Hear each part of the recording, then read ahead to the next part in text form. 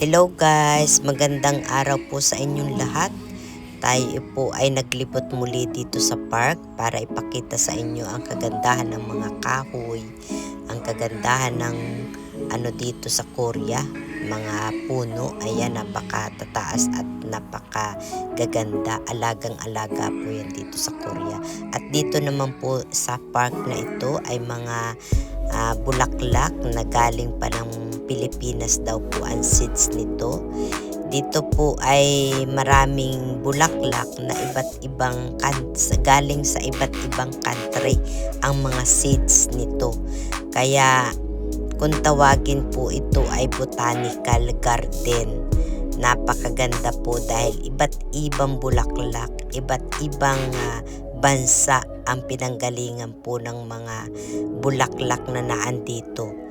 Ngayon po ay maagang pumunta dito si Kawander Lisa dahil dito po ay tourist spot. Maraming foreigner ang pumupunta dito. Ay mahirap pong mag-video pag maraming tao. Kaya pumunta po ako dito ng alas 8 pa lang ng umaga para kasagsagan yung init. Hindi sobra init naman dito sa Korea. Mainit pero hindi po masakit sa balat. Sa ngayon po ay pinapakita ko sa inyo yung mga herbal katulad po nito. Ito daw po ay galing ng Malaysia.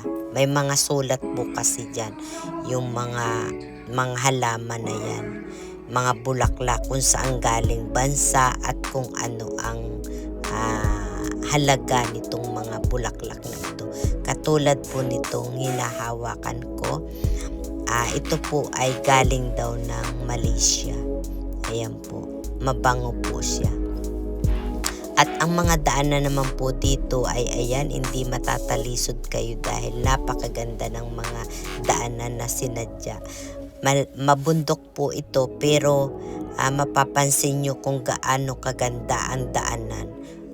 Hindi kayo maiinita ng grabe dahil napakagaganda ng mga puno. Ayan po, pwede kayo magpa-picture dyan at mag-video.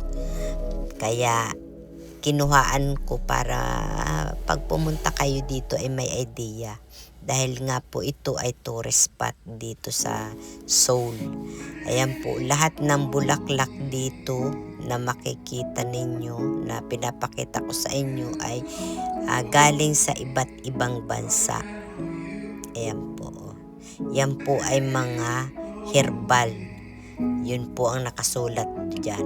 At dito naman po ay yung dito, iksitan, itong hagdan na makikita nyo ay bagong gawa.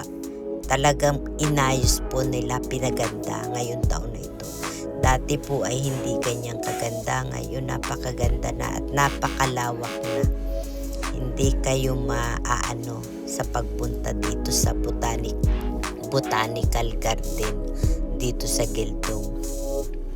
Ang lawak po nito, kung lilibutin ninyo siguro makakayos kayo ng 1 oras at kalahati sa paglalakad o 2 oras bago malibot. At napakagaganda naman talaga. Yung simoy ng hangin dito ay talagang maamoy yung mga herbal na gamot na yung mga dahon na yan. Herbal daw po yan kasi yan ang nakasulat diyan sa kanilang ayan may sulat diyan na herbal. Thank you po sa